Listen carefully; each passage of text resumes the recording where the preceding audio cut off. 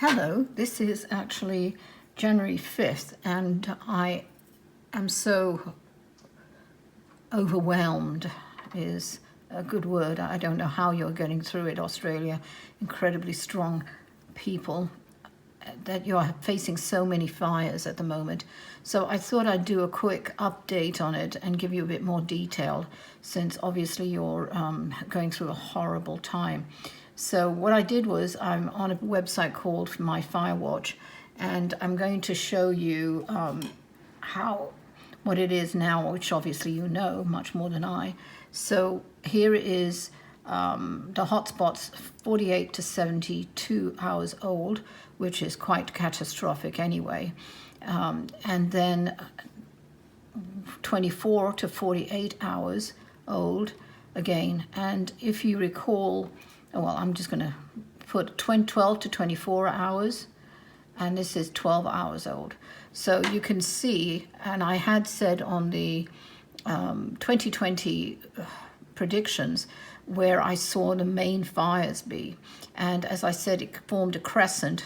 Obviously, there are little ones here, not little, but anyway, fires. But I said a crescent and here in this area. I am still seeing that. Now, I want to show you, and I was quite astounded with this. I had talked about unusual lightning, and what's going on, that it seems far more intense and more widespread and broad. So this one actually shows you what the last lightning for the 48 to 72, as you can see, quite devastating. 24 to 48, which is again, I'm now even putting up with that because obviously you're in summer. Last 24 hours. So you can see the saturation. Even Papua New Guinea is obviously, and Indonesia, the tip there is being affected. Tasmania definitely fired. So this is fires, but this is all lightning. So I'm just going to quickly take off the others. And this is the fire hotspots. But just on the lightning, you could see the huge amount of lightning strikes, and that's one other reason that you're getting fires, but it's not the only reason I see. So with the bad combination of an increased record breaking, as I said, the world will experience that in all countries, records breaking for heat and cold. So here it is definitely the heat, but it's a bad combination. So here you see the lightning. Now, I hate to say it, I'm seeing it move, the lightning progressing and being just as intense until about mid-February.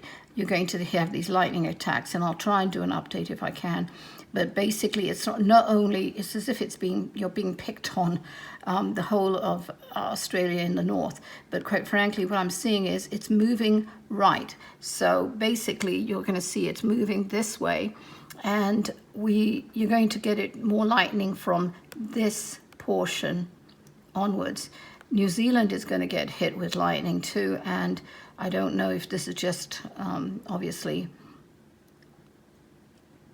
just for Australia. I'll have to look at that later, but just to warn you, the lightning strikes. So it's going to be moving literally like this and moving that way.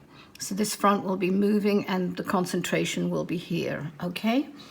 Now I'm going to go and clear the map for lightning, and we'll go back to 48 hours old, 24 to 48, 12 to 24, and where it is 12. And again, what I mentioned earlier, on the previous video for it, predictions in the world, I had said there was a crescent, and you're going to see far more of a concentration, even though I still see here, and you're going to get the odd spots here. But somewhere I'm seeing one or two, and I don't know if anybody could confirm this, that it's not always lightning, and I'm seeing that it's actually deliberate.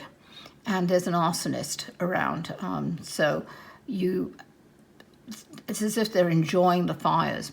And I don't believe that some of these fires were just from lightning.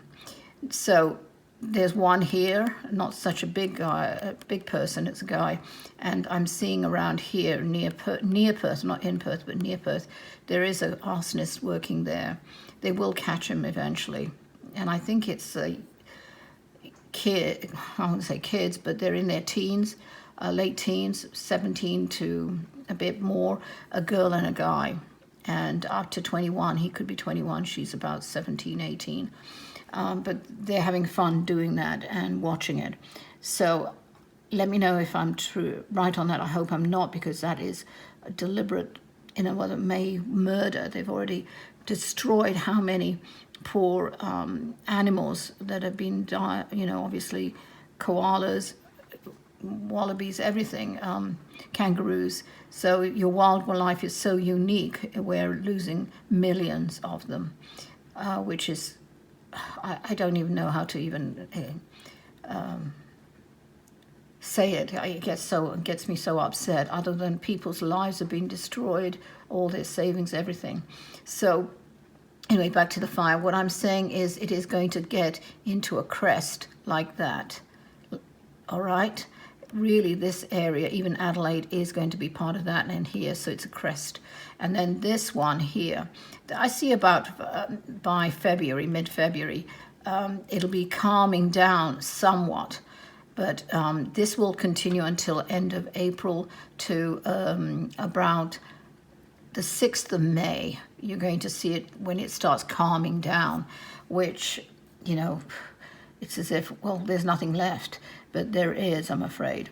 So with all of this activity, I did, and I'll put it at the end, but quite frankly, I would suggest you look at, if you don't know how to get hold of lists, I would suggest that you go and see the video I've done for devastating situations. And one is fire, but in the meantime, I was thinking about, since uploading that, it's been bothering me, how do you prevent or protect stuff that's from fire that, could destroy your whole home, and you don't have much time. Again, I believe in being proactive. That's what all these videos are for. And what I thought of, and this is just a thought, you make your own. I'm sure you can find more fireproof ways of protecting your merchandise or your valuables.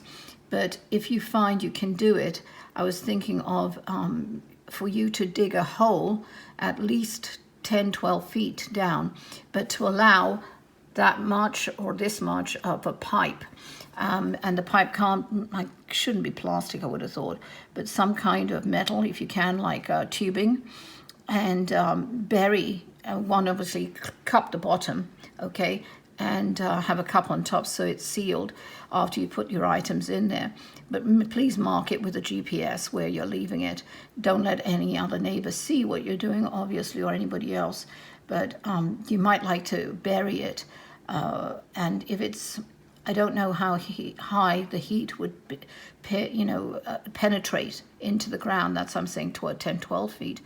But if you have, this is a last minute stuff that obviously if you've gone through a fire or you feel that you may endure a fire in your property and lose nearly everything, and you can't get it out with about 5-10 minute warning to get out of your home, it's hard to say goodbye to all kinds of things. And that's why I uploaded that separate one. Take pictures of your property as proof, your insurance. Hopefully you are covered, but also update your insurance policies, to the current value, market value. So I am very, very worried about that. You could bury it if you can't take it with you, or even put a fireproof safe and dig it down that way. But something that will protect it, even some kind of layering or layers of any kind of fireproof material to help you before you put the earth on it. But I would have believed at least 2-3 feet down, you might even get the soil so not only drenched, but I mean, water can get in there, but I'm more worried about the fire at the moment. So in that way. So I am seeing in summation that by about mid to end of February, these fires will start calming down, but really the majority, 90%, will be continuing right through burning until, let's see, end of, how can I see? Yeah, around about May 12th. I just want to give you another look at something else, if you bear with me, and that is what it was, and I think it more or less is, about December 12th. So you can see it's quite devastating, and you've had more fires than that, I know. I just wanted you to let you know that we're thinking of you, and our prayers are with you, all of you, and hopefully you can take some precautions and being proactive. One last thing, and I always get worried about this, and there will be fires in New Zealand too, I'm afraid. As you can see, Jakarta, and they're going through all kinds of other things at the moment, but Papua New Guinea, they're going to have it more on this side, on the fires. That'll be active. I would like you to be also a bit mindful and considerate if you've got friends or neighbors around you who are elderly or incapacitated or invalids, that you go ahead and try and save them as well, or find out what their evacuation, if they had to evacuate, what they're going to do. So I know that it's a huge responsibility, but it's also, these are people who have nowhere to go, and quite frankly, some of them will not want to leave, which they don't get the urgency, and if that's the case, you can't do too much. But, in the winters and the extreme summers, are they okay? Do they have food? Can they get out, especially with so much fire? And thank you to all the firemen who are going out there and putting their lives on the line as well, and police and all the workers hospital, etc., all the aid that you're getting. So that's it. I'll try and check and see how else I can help you with this, but this is why a quick update. I did the one, and you are getting flooding. I know that you've had a drought, but quite frankly, and that's why it's so tinder dry, but I did see rain from my last year, and it is going to be raining again this year, but in the sections I told you about. Anyway, thank you again for taking time to spend with me if you see this video, and I wish you the best and best of, not exactly luck, but blessings, and for mercies as well. Take care. Blessings.